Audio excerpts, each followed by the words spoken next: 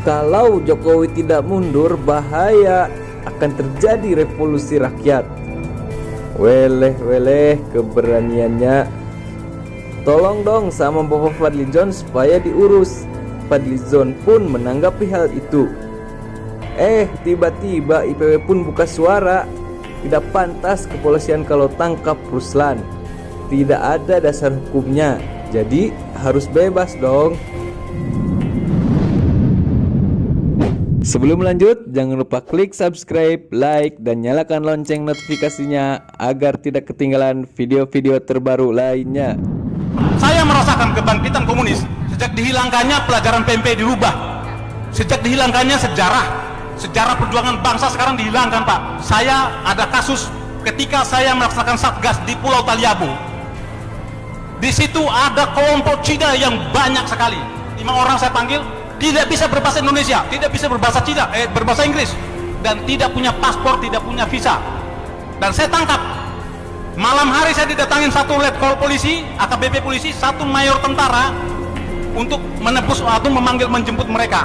Saya tolak dengan ada imbalan satu kantong plastik uang. Saya tolak. Ruslan Buton ditangkap. Fadlizon, demokrasi macam apa yang kita pakai?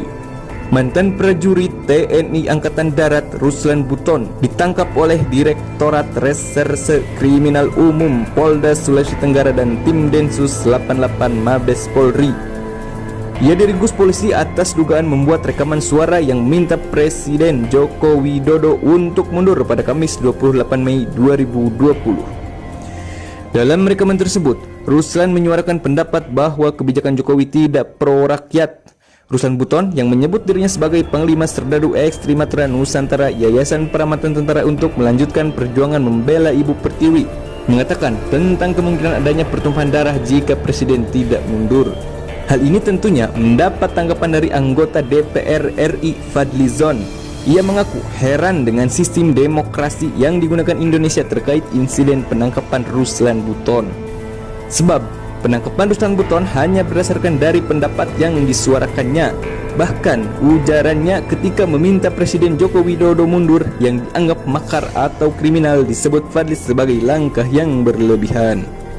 Standar demokrasi macam apa yang kita pakai? Masa orang hanya meminta atau menyuarakan agar seseorang mundur dari jabatan publik dianggap perbuatan makar atau kriminal?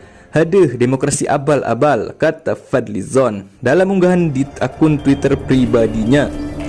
Sekedar informasi, surat terbuka yang dibuat Ruslan Buton pada 18 Mei 2020 lalu itu viral di media sosial.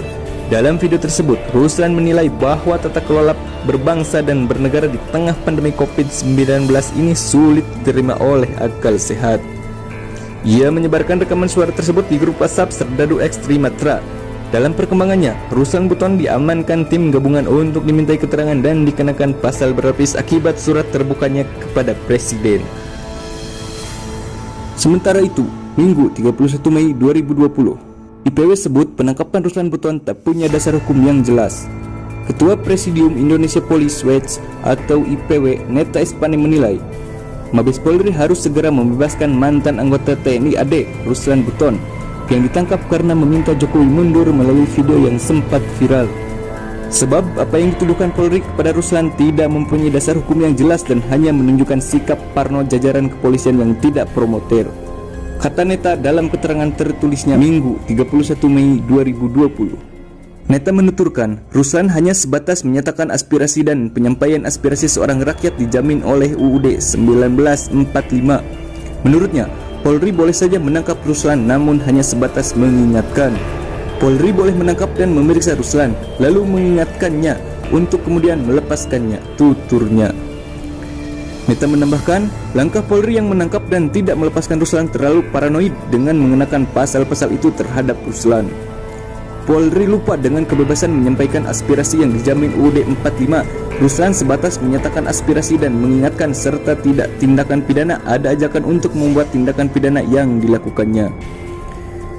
Sebab itu tindakannya itu belum dapat dikualifikasi sebagai sebuah tindak pidana, apalagi membuat keonaran. Begitu juga mengenai pasal informasi bohong yang disangkakan polisi terhadap Ruslan. Menjadi pertanyaan di mana bohongnya, kata Neta. Menurut Neta, pernyataan Ruslan tidak bisa serta-merta memberhentikan Jokowi jadi presiden. ia menjelaskan pemberhentian presiden sudah diatur UUD 45 dengan memenuhi 5 persyaratan. Pertama, jika terlibat korupsi. Kedua, terlibat penyuapan. Ketiga, pengkhianatan terhadap negara. Keempat, melakukan kejahatan dengan ancaman lebih dari 5 tahun. Kelima, kalau terjadi keadaan di mana tidak memenuhi syarat lagi jelasnya. Di luar itu, membuat kebijakan apapun, Jokowi tidak bisa diberhentikan di tengah jalan, apalagi hanya membuat kebijakan mengatasi COVID-19. Tutupnya. Sebelumnya, Ruslan ditangkap di rumahnya di Kecamatan Wabula, Buton, Sultra, Kamis 28 Mei 2020 lalu. Penangkapan ini dilakukan setelah Ruslan meminta Presiden Jokowi mundur lewat video yang viral di medsos pada 18 Mei 2020. Dalam video itu, Ruslan menilai tata kelola berbangsa dan bernegara di tengah pandemi corona sulit diterima oleh akal sehat. Ruslan mengkritisi kepemimpinan Jokowi. Menurutnya, solusi terbaik untuk menyelamatkan bangsa Indonesia adalah Jokowi mundur dari jabatannya sebagai presiden. Bila tidak, bukan mustahil akan terjadi gelombang gerakan revolusi rakyat. Akibat pernyataan itu, Ruslan dijerat pasal berlapis. Selain pasal tentang keonaran, dia dijerat UU ITE, yakni pasal 14 ayat 1 dan 2, atau pasal 15 UU nomor 1 tahun 1946 tentang peraturan hukum pidana yang dilapis dengan pasal 28 ayat 2 Undang-Undang nomor 19 tahun 2016 tentang informasi dan transaksi elektronik atau ITE dengan ancaman pidana 6 tahun dan atau pasal 207 KUHP. Mantan prajurit TNI Angkatan Darat Ruslan Buton ditangkap oleh Direktorat Reserse Kriminal Umum Polda Sulawesi Tenggara dan tim Densus 88 Mabes Polri. Ia diringkus polisi atas dugaan membuat rekaman suara yang minta Presiden Joko Widodo untuk mundur pada Kamis 28 Mei 2020. Dalam rekaman tersebut, Ruslan menyuarakan pendapat bahwa kebijakan Jokowi tidak pro rakyat. Ruslan Buton yang menyebut dirinya sebagai Panglima Serdadu X Trimatra Nusantara Yayasan Peramatan Tentara untuk melanjutkan perjuangan membela Ibu Pertiwi, mengatakan tentang kemungkinan adanya pertumpahan darah jika Presiden tidak mundur. Hal ini tentunya mendapat tanggapan dari anggota DPR RI Fadlizon. Ia mengaku heran dengan sistem demokrasi yang digunakan Indonesia terkait insiden penangkapan Ruslan Buton. Sebab penangkapan Ruslan Buton hanya berdasarkan dari pendapat yang disuarakannya. Bahkan ujarannya ketika meminta Presiden Joko Widodo mundur yang dianggap makar atau kriminal disebut Fadli sebagai langkah yang berlebihan. Standar demokrasi macam apa yang kita pakai? Masa orang hanya meminta atau menyuarakan agar seseorang mundur dari jabatan publik dianggap perbuatan makar atau kriminal? Haduh, demokrasi abal-abal, kata Fadlizon dalam unggahan di akun Twitter pribadinya. Sekedar informasi, surat terbuka yang dibuat Ruslan Buton pada 18 Mei 2020 lalu itu viral di media sosial.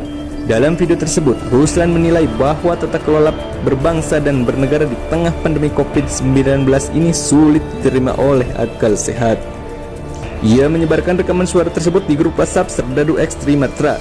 Dalam perkembangannya, Ruslan Buton diamankan tim gabungan untuk dimintai keterangan dan dikenakan pasal berlapis akibat surat terbukanya kepada Presiden. Sementara itu, Minggu 31 Mei 2020, IPW sebut penangkapan Ruslan Buton tak punya dasar hukum yang jelas. Ketua Presidium Indonesia Police Watch atau IPW Neta Espane menilai Mabes Polri harus segera membebaskan mantan anggota TNI AD Ruslan Buton yang ditangkap karena meminta Jokowi mundur melalui video yang sempat viral. Sebab apa yang dituduhkan Polri kepada Ruslan tidak mempunyai dasar hukum yang jelas dan hanya menunjukkan sikap parno jajaran kepolisian yang tidak promoter, kata Neta dalam keterangan tertulisnya Minggu 31 Mei 2020. Neta menuturkan, Ruslan hanya sebatas menyatakan aspirasi dan penyampaian aspirasi seorang rakyat dijamin oleh UUD 1945. Menurutnya, Polri boleh saja menangkap Ruslan namun hanya sebatas mengingatkan. Polri boleh menangkap dan memeriksa Ruslan, lalu mengingatkannya untuk kemudian melepaskannya, tuturnya. Neta menambahkan, langkah Polri yang menangkap dan tidak melepaskan Ruslan terlalu paranoid dengan mengenakan pasal-pasal itu terhadap Ruslan. Polri lupa dengan kebebasan menyampaikan aspirasi yang dijamin UUD 45. Ruslan sebatas menyatakan aspirasi dan mengingatkan serta tidak tindakan pidana ada ajakan untuk membuat tindakan pidana yang dilakukannya. Sebab itu tindakannya itu belum dapat dikualifikasi sebagai sebuah tindak pidana. apalagi membuat keonaran. Begitu juga mengenai pasal informasi bohong yang disangkakan polisi terhadap Ruslan. Menjadi pertanyaan, di mana bohongnya? Kata Neta. Menurut Neta, pernyataan Ruslan tidak bisa serta-merta memberhentikan Jokowi jadi presiden. Ia menjelaskan pemberhentian presiden sudah diatur UUD 45 dengan memenuhi 5 persyaratan. Pertama, jika terlibat korupsi. Kedua, terlibat penyuapan. Ketiga, pengkhianatan terhadap negara. Keempat, melakukan kejahatan dengan ancaman lebih dari 5 tahun. Kelima, kalau terjadi keadaan di mana tidak memenuhi syarat lagi, jelasnya. Di luar itu, membuat kebijakan apapun, Jokowi tidak bisa diberhentikan di tengah jalan, apalagi hanya membuat kebijakan mengatasi COVID-19. Tutupnya. Sebelumnya, Ruslan ditangkap di rumahnya di Kecamatan Wabula, Buton, Sultra, Kamis 28 Mei 2020 lalu. Penangkapan ini dilakukan setelah Ruslan meminta Presiden Jokowi mundur lewat video yang viral di medsos pada 18 Mei 2020. Dalam video itu, Ruslan menilai tata kelola berbangsa dan bernegara di tengah pandemi corona sulit diterima oleh akal sehat. Ruslan mengkritisi kepemimpinan Jokowi. Menurutnya, solusi terbaik untuk menyelamatkan bangsa Indonesia adalah Jokowi mundur dari jabatannya sebagai presiden. Bila tidak, bukan mustahil akan terjadi gelombang gerakan revolusi rakyat. Akibat pernyataan itu, Ruslan dijerat pasal berlapis. Selain pasal tentang keonaran, dia dijerat UU ITE, yakni pasal 14 ayat 1 dan 2, atau pasal 15 UU nomor 1 tahun 1946 tentang peraturan hukum pidana yang dilapis dengan pasal 28 ayat 2 Undang-Undang nomor 19 tahun 2016 tentang informasi dan transaksi elektronik atau ITE dengan ancaman pidana 6 tahun dan atau pasal 207 KUHP.